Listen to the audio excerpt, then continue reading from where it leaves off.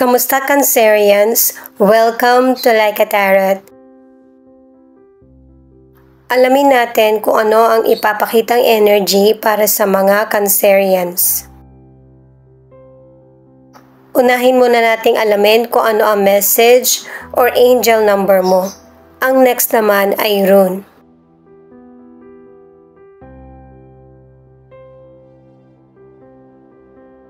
Ang angel number mo 12:12. It's a reminder that your angels are supporting you in manifesting your dreams and life purpose. So trust in the process, stay positive, and start taking steps. Binibigyan ka na ng sign na magtiwala ka sa daloy ng buhay mo. Samahan mo ng dasal yung mga plano mo.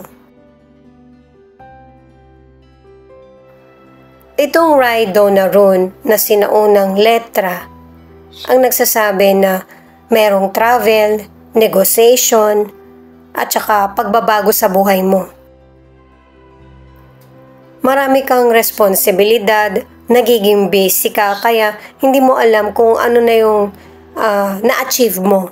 Pero unti-unti mong na-achieve yung mga goals mo nang hindi mo namamalayan. Ano man ang issue mo sa buhay ay mareresolbahan. Papabor sa'yo yung kapalaran. Ito naman yung perdo na reverse. May mga situation na nagiging hadlang sa buhay mo. Halimbawa, meron kang pinahiram na financial, hindi mo na yun mababalik sa iyo. At saka paalala na rin ito sa iyo na may mga taong natutulungan ka na hindi na ibabalik yung kabutihan mo.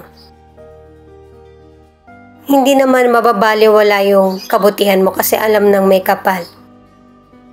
Kung ano yung nagawa mong mabuti or nagawang masama sa iyo. At saka umiwas ka rin sa mga taong negative or may sape kasi pati ikaw nadadamay. Dahil sa ngayon, kahit pabor yung ibang sitwasyon sa iyo, mahina yung spiritual mo. Paalala para sa mga bagong viewers na ang reading na ito ay timeless reading. General reading, ano man ang edad mo or gender mo, kunin mo lang kung ano yung akma sa sitwasyon mo. At saka ikaw na rin magpalit kung si person mo ba ito or ikaw. At ito ang start ng 1 week reading mo. The Death, Knight of Wands in reverse, Page of Wands. Pinapahiwatig ng cards na ito na meron ng sitwasyon sa buhay mo na wala ng kinang or wala ng sigla at dinidemand na kailangan na ng pagbabago. Kasi kailangan ng changes para kumonti na yung problema na dumarating sa iyo. Sa career or negosyo, nagtutugma itong mga cards na may ilang Cancerian na hindi na akma sa iyo yung career mo or negosyo, kumaga hindi ka kumikita or hindi ka masaya, pero pinagpapatuloy mo pa din. Pero darating yung panahon na makakaramdam ka na gusto mo nang ibahin yung direksyon ng buhay mo. Susubukan mo yung bagong career o kaya maghahanap ka ng trabaho or bagong negosyo na magpapa-excite sa iyo. At base sa cards, mas may positive outcome yung bago mong sisimulan para sa ilang Cancerian. Para sa ilang single, may potential person kang nakilala na hindi maganda yung pag-uugali niya. Yun bang hindi pa man kayo, yung feeling ng person sobrang close na kayo or hinahawakan ka niya. Nag-expect talaga yung person na kayo na kahit walang pag-uusap. At dediretsahin mo yung person na hindi kayo magkarelasyon. Itong Three of Pentacles, May ilan sa inyo, nakadalawang cards ka na inaaral mo yung career o negosyo na sinisimulan mo. Meron ka ng gustong simulan pero sa ngayon, hindi mo pa to ginagawa ng aksyon pero pinaplano mo na. Marami kang susubukan na kahit mag-fail ka ay hindi ka mag-give up. Hanggang sa meron ng magandang dulot yung pagsusumikap mo or pagtsatsaga. Ma-appreciate ng makakasama mo or mga nakakakita sa'yo yung maganda mong behavior. I-add ko lang para sa ilang single na pagkatapos mo dun sa potential person, meron ka ng bagong makikilala na mas may excite ka. Ang ilan sa relationship, meron ka mga hindi nagugustuhang pag-uugali ng person mo. Ang ilan dyan ay yung abusive, may selos o kaya yung cheating. Pero kahit na may mga weakness ang person mo, sinisikap mo pa rin na maging maayos ang relasyon nyo. Knight of Cups, Six of Cups, the World. Kahit hanggang dito pinapakita na may magandang resulta yung effort mo. Sa mga bago mong sinisimulan, sa family mo, o kaya sa person mo, sa career man or sa negosyo. Ang ilan sa inyo may mga sitwasyon na hindi mo mabitawan agad kahit na kinakailangan na ng transformation dahil sa memorable ito sa iyo. At pinapahiwatig ng mga cards na pagkatapos ng mga sitwasyon na kailangan mo ng hindi dapat ipagpatuloy, makakabuo ka pa rin ng solid na pundasyon. Kahit hanggang dito pinapakita yung travel na ang ilan sa inyo pwedeng nasa ibang bansa ka o yung trabaho mo hindi napipirme sa isang lugar. Nagiging maganda ang pasok ng financial sa iyo. Dahil sa nagtutuloy-tuloy yung magandang kita mo sa trabaho. Yun nga lang wala kang time o kaya malayo ka sa loved ones mo. Ang ilan sa inyo yung nangyayaring cheating ay patungkol sa financial. Kasi may ilang person na ito yung stress reliever. Yung makabili ng gusto o kaya yung games. Hindi mo naman kailangan ilihim kung ano yung mga binibili mo or gusto. Wag lang lalabis. Ang ilang single, meron kang nagugustuhan na potential person pero hindi mo pa masabi sa kanya kung ano yung feelings mo. Pero merong person na babalik, pwedeng past person mo or yung person na nagkakagusto sa iyo. Pero ibang buhay at ibang person ang gusto mo. Itong Nine of Cups ang isa pa sa patunay na success ang magaganap sa buhay mo. Kasi hindi ka takot na harapin ang buhay.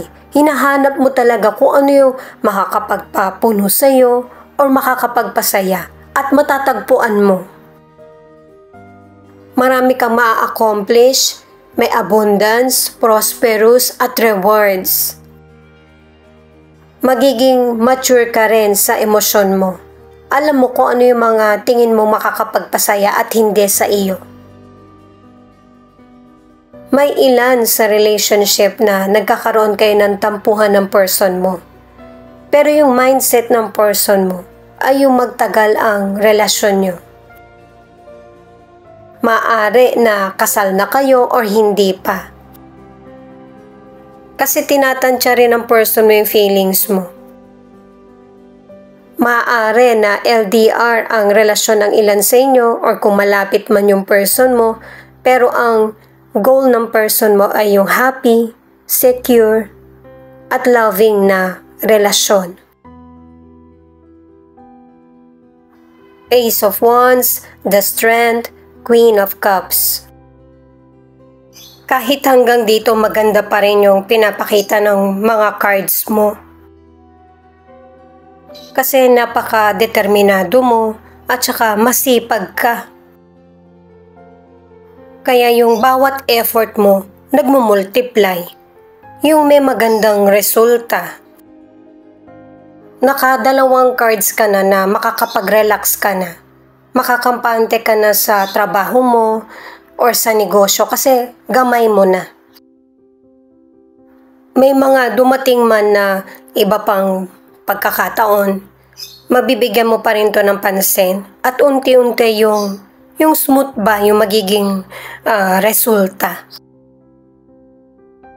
At saka nga pala matalino ka rin kasi nababalanse mo yung mga walang kasiguraduhan. Patuloy kang magpakatatag kahit na hinahaluan mo ng emosyon yung mga decisions mo. Ang ilan sa inyo, itong tatlong cards ang nagsasabi na may good news, may health improvement, at healing. Kung meron ka mang karamdaman, may mga taong nakakaunawa sa iyo. At saka paalala din na huwag pabayaan ang sarili at ang katawan. Kahit na sinabing healthy ka, hindi dapat inaabuso. Para ikaw mismo yung makatikim ng mga pinaghirapan mo. Para sa ilang single, nakadalawang cards ka na ikaw mismo yung magparamdam dun sa person na gusto mo siya.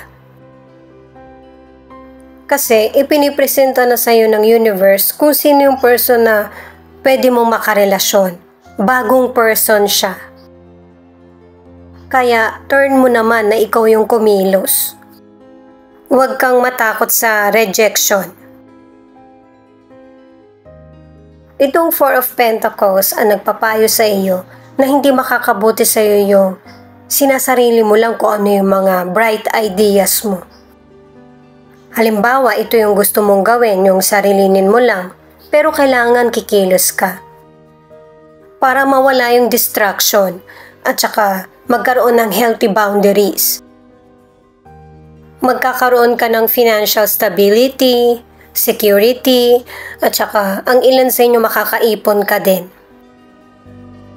Kung meron kang in-apply na trabaho o kaya may test ka, papasa ka. Tinutukoy sa mga cards na ito yung Cancerian na walang takot. Na kahit na ilang beses ka madapa or meron mang mga naging hadlang, tatayo ka pa rin ng mas maraming beses. Kaya positive yung results sa buhay mo. Sa relationship, maayos yung magiging takbo ng relasyon nyo at saka marami kayong paplanuhin ng person mo. Pwede mag-travel kayo or bibili kayo ng mga gamit or papaayos nyo yung bahay nyo. At saka sa umpisa pa lang, kahit hanggang dito pinapakita na ang binubuo nyong relasyon or family ng person mo ay masaya. Kaya maganda yung nagiging takbo ng relasyon nyo kasi ikaw at ang person mo, honest kayo sa isa't isa at saka isa lang yung goal nyo sa buhay at relasyon. May mga relasyon din na Cancerian na hindi na pinapalaki yung mga maliit na issue. Ito naman yung feelings ng person mo na pwede rin ipakita kung ano yung feelings mo. May ilang Cancerian na yung person mo hindi niya makontrol yung emosyon niya. Maaari na may mga nasasabi siya sa yung hindi maganda. At ito yung nagiging dahilan kaya nagkakaroon kayo ng pagtatalo or problema. Yung hindi makontrol na mood ng person mo. Pero inuunawa mo siya kasi loyal naman yung person mo sa iyo at saka naibabalik yung relasyon nyo sa mas maayos kahit na nagkakaroon ng problema. Kasi naiintindihan mo yung moods ng person mo. Kahit na may mga panahon na ikaw din ay yung bang naaapektuhan sa mga nasasabi ng person mo sa iyo or mga nagagawa niya na mali sa relasyon niyo. Nagiging palaisipan din sa iyo kung ano ba yung mga problema ng person mo na hindi niya nasasabi sa iyo kasi gusto mo siyang tulungan. Pero hindi sinishare ng person mo sa iyo yung mga worries niya. Kasi para sa person mo, kung sasabihin niya sa iyo yung mga issues sa kanya, madidistract ka lang. Pero nangyayari pa rin. Dahil sa pag-aalala mo, kaya ang ilan sa inyo, binibigyan mo ng panahon yung person mo na makapag-isip para malaman mo kung ano yung mga nagiging hadlang sa situation niya. Ang ilan sa inyo, ang dahilan kaya nagkahiwalay kayo ng person mo ay dahil na rin sa behavior niya na hindi niya kayang baguhin. Kaya ang ilan na cancerian o maybe cancer yung person mo, hindi nagtagal yung relasyon. Base yan sa mystical cards. Leo, Gemini, Libra, Capricorn, Virgo. Ito yung ilan sa 12 zodiac sign na nangunguna sa reading na ito. Ito naman yung mga letra na posibleng andito yung letra ng pangalan ng person mo or letra ng pangalan mo. E, J, G, D, V, A, B.